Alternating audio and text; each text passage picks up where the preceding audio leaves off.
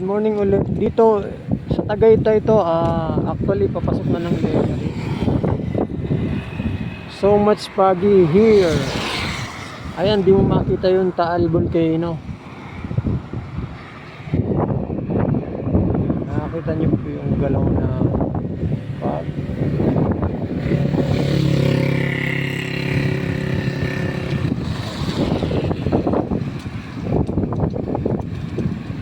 Foggy po dito sa amin. Para kami nasa Baguio.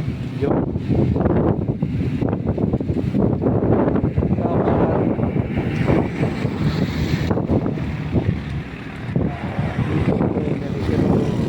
Stop over muna tayo dito sa foggy place. Nasa tuktok actually ito.